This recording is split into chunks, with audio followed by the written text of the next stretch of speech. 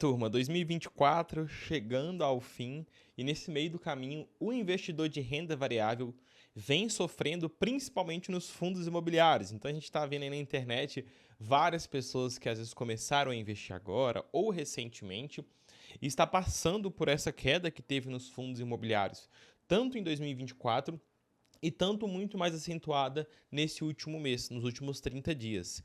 Então nesse vídeo aqui eu quero trazer para vocês explicar, será que os fundos imobiliários vão continuar caindo? Será que os fundos imobiliários não vale mais a pena investir? Será que é hora de sair e voltar para a renda fixa, ficar no sossego, sem essa variação tão forte? Que na realidade tem variação também, eu vou te explicar um pouco mais ali como funcionam alguns ativos da renda fixa, para você ver que até na renda fixa em algum determinado momento você pode ficar negativo, mas eu quero te trazer aqui algumas explicações, te mostrar e te explicar o que está ocasionando ali para os fundos imobiliários, a bolsa também, mas nesse vídeo aqui vamos falar especificamente em fundos imobiliários. Em outro vídeo oportuno eu falo sobre a bolsa ali, que vai ter algumas características diferentes. Mas basicamente os fundos caíram bastante nos últimos 30 dias. Se a gente for olhar o IFIX, que é o índice dos fundos imobiliários, então ele pega os principais fundos imobiliários do mercado, a média ponderada ali, né? Então, eles caíram na média ponderada 4,23% nos últimos 30 dias. Pensa comigo, o seu dinheiro ali, grande parte nos fundos imobiliários, desvalorizando mais de 4%. E, pô, o que as pessoas começam a fazer? Nos últimos 30 dias, fundos imobiliários, menos 4%. A renda fixa CDI, 0,84% sem risco. Ah, não, eu vou vender FIIs, sair do risco e vou para a renda variável, eu vou para a renda fixa. Então eu vou ficar no sossego. Aí você precisa ver se você está no perfil certo, tá? Mas o que está ocasionando esse movimento? O que está fazendo o mercado assim de renda variável cair, principalmente os fundos imobiliários? Bom, o primeiro ponto aí que a gente está tendo, e antes de começar a explicação, não esquece de deixar o like e se inscrever aí no canal. Meu nome é Jonas Rocha, sou consultor financeiro e trago aqui conteúdos para vocês toda semana sobre investimentos e educação financeira. Bom, o primeiro ponto que está impactando essa queda nos fundos imobiliários, na renda variável, é o aumento de juros, tanto no curto prazo e tanto juros longos. Olhando primeiramente o curto prazo, a nossa taxa Selic ela voltou a subir. Então, na última reunião do Copom, o Banco Central fez a elevação da taxa Selic. Então, teve um aumento na nossa taxa de juros. Então, hoje essa taxa está 10,75% ao ano. Então, o Banco Central, na última reunião, aumentou a taxa Selic em 0,25 pontos percentuais. E com isso, a gente voltou a ter aumento na nossa taxa de juros depois de muito tempo, tá? Sem a gente ter aumento. A gente teve, durante um grande período de tempo, manutenção da taxa. Depois, essa taxa veio caindo, ela se manteve estável e agora voltou a subir. E nós estamos com expectativa que até o fim de 2024, nas próximas reuniões, vamos ter mais aumento da taxa Selic. Tanto se a gente tiver a expectativa do mercado para a próxima reunião do Copom, para ver qual que vai ser a taxa Selic, o mercado está estimando ali mais de 70% que a Selic vai subir 0,5% na próxima reunião do Banco Central. Ou seja, para vocês observarem que o mercado está estimando muito forte uma alta, ou seja, menor de 0,25% ou de 0,5%, e tem até estimativos ali, negociações acreditando em até 1%, que eu acho ainda muito no momento. Então, acho que a gente pode trabalhar de fato com um aumento ali de 0,5%. E se nós formos ali observar os juros futuros, então DI para 2025, juros para 2025, 26, 27, 28, 29, vocês podem observar que nós estamos trabalhando com juros em alta. Então, para 2025 está 11%, para 2025 12% e por aí vai. Então, a gente tem até ali quase 13%, 12,79% os juros futuro.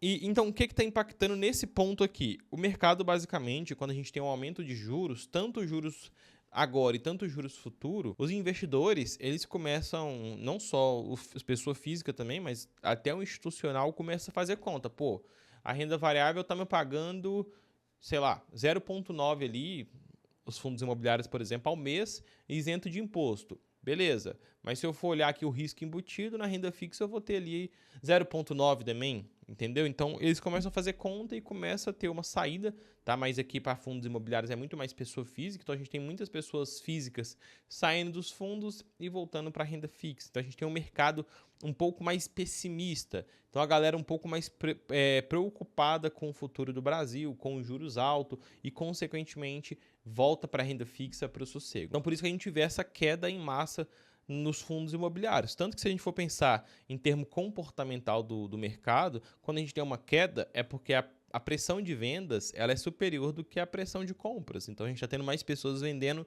do que comprando, consequentemente, isso joga o preço lá para baixo. Então, o primeiro ponto que está impactando é isso, os juros e os juros futuro. Com o aumento da expectativa de juros futuro e dos juros presente, os ativos de renda variável, eles consequentemente passam a valer menos, por quê? Porque ele tem que pagar um prêmio maior frente ao que ele paga hoje. Isso você vai entender no final do vídeo, o que é esse prêmio maior que eu estou te falando.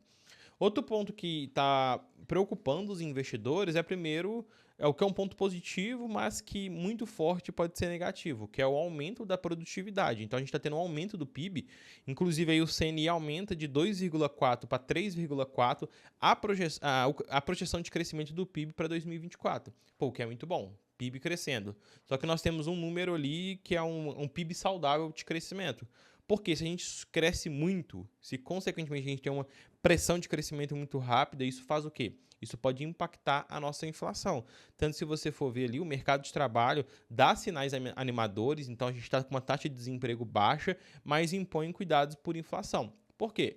Uma economia mais aquecida, menor taxa de desemprego, consequentemente mais pessoas empregadas, consequentemente salários mais altos, consequentemente mais dinheiro na economia, mais dinheiro em circulação e nem sempre por uma demanda de serviços e produtos equivalente, a gente tem o quê? A gente tem uma demanda muito alta, mas consequentemente com uma oferta muito baixa. Isso vai impactar em inflação. Isso é uma grande preocupação do Banco Central. Ele conseguir trazer o crescimento econômico para a realidade justa do Brasil, hoje, dentro do que a gente tem, e para que esse crescimento não venha atrapalhar, de fato, na inflação. Tá? Então, nem todo o crescimento, apesar da gente querer crescer muito, mas o crescimento ele tem que ser em linha com a produtividade do país. Então, se esse crescimento ele passa a produtividade natural do país, consequentemente, a gente pode ter um choque inflacionário. Tanto se nós formos observar aqui, para esse ano de 2024, a gente está com um PIB ali de quase 3%, que eles estão estimando aqui o Banco Central. Se a gente for ver a inflação para esse ano, a gente está estimando ali 4,38%. Beleza? Então a gente está com inflação acima da meta, porque a meta é 3%. Apesar que essa meta é uma meta muito, vamos dizer assim, muito errada para o Brasil, porque a realidade do Brasil é outra. Enfim, é uma meta difícil de bater de fato, mas esse ano a gente já está com expectativa de não bater a meta. Só que a meta da inflação ela tem variações ali, né, de 1,5% para baixo ou para cima. Então esses 3% ele pode variar de 1,5% a 4,5%. Que ainda assim fica aceitável. Acima disso ou abaixo disso, o Banco Central precisa fazer ali uma cartinha para a Fazenda explicando o que ocorreu e por aí vai, tá? Tanto que se você for ver também o IPCA do ano que vem, ele está até com uma baixa ali. Mas basicamente é isso, a gente tendo esse mercado aquecido, tendo uma pressão inflacionária, isso impacta o mercado também. Por quê? Maior risco percebido, consequentemente o fiscal não está indo tão bem, né? A gente está trabalhando com déficit desde quando aqui a gente estava com estimativa para esse ano de ficar ali no equilíbrio, né, no 0 a 0, a gente está trabalhando com déficit, mais criação de impostos, isso consequentemente aumenta o risco percebido, isso consequentemente tem uma necessidade de aumento de taxa Selic, isso vai impactando os mercados como um todo. Bom, falado isso, na renda fixa a gente também tem essa marcação, tá? Então não é só os fundos que caem. Por quê? Por exemplo, a gente usando aí que o IPCA, o Tesouro IPCA+, a gente consegue ver que ele também tem marcação a mercado e em algum certo período você pode perder dinheiro. Então isso não ocorre apenas nos fundos imobiliários. Ah, tive uma queda para baixo, isso foi uma marcação para baixo, mas também isso pode ocorrer na renda fixa. Então a gente pegando aqui o IPCA+ 2045, a gente vê, por exemplo, que a taxa está 6,39%. Quando a taxa sobe, o que acontece com o preço do título? Ele cai. Então, você pode ver a outra imagem do mesmo título, você vê que enquanto um foi subindo, que foi a taxa subindo, o preço foi caindo. Então, se você hoje tem um PU de 1.220, se você comprou há um tempo atrás a 1.330, você está tendo uma queda também na própria renda fixa, que seria o Tesouro IPCA+, que é a marcação a mercado. Isso ocorre também nos fundos imobiliários. Os fundos imobiliários são marcados a mercados, são negociados em bolsas. Então, o que está acontecendo hoje no cenário econômico? Os investidores ali, eles refletem aquilo na bolsa de valores, também para você sentir ali, de fato, a pressão da renda variável, né? Mas isso ocorre até na própria renda fixa. Então, só um exemplo para vocês entenderem que, pô, às vezes caindo pode ser uma oportunidade. Obviamente, se for um bom ativo, eu vou trazer um exemplo para você que não é nenhum tipo de recomendação, mas se a gente for analisar um fundo, por exemplo, XPML11, nos últimos 30 dias ali, ele caiu, pô, 6,25%. É uma queda bem considerável. Se a gente for ver no último ano, em 2024, ele caiu mais de 10%. Pô, se a gente compara com o CDI, o CDI está subindo 8,33%, enquanto o XPML11 caindo ali 10,48%. O investidor começa a fazer, pô, será que esse ativo é para mim? Será que é bom investir nisso mesmo? Ele fica até meio preocupado, né? Só que o que é importante você entender? Primeiro, que renda variável é um produto de longo prazo, que o curto prazo ele vai ter essas variações e está tudo bem, principalmente em questões ali de mercado como um todo. Ou seja, quando a gente está tendo um risco percebido maior aqui no Brasil, medo de inflação estourar, juros subindo, câmbio ali ficando depreciado, isso tudo ele vai sendo ali, de fato, a renda variável vai sentindo. Mas aqui no caso dos fundos, principalmente o aumento dos juros, a taxa Selic subindo, o risco Brasil subindo, então os títulos IPCA+, pagando mais, igual eu mostrei para você ali, o IPCA+, 2045 pagando 6,39. Então, quando a taxa do Tesouro também sobe de rentabilidade, os fundos eles são precificados para baixo, porque os investidores começam a fazer conta e, consequentemente, se você tem um IPCA mais 6,39, para valer a pena investir na renda variável, ele tem que render pelo menos IPCA mais 9. Então, o preço dele no mercado vai ter que cair para poder entregar esse rendimento que o mercado espera. Mas para vocês verem como que é importante comprar nesses momentos, que vai ser um dos melhores momentos para você fazer as aquisições de bom ativo com preço mais em conta. A última distribuição do XPML11, conforme você está vendo na tela, ele pagou 92 centavos, a cotação ela valia R$ 112,10, teve um rendimento no mês de 0,82%.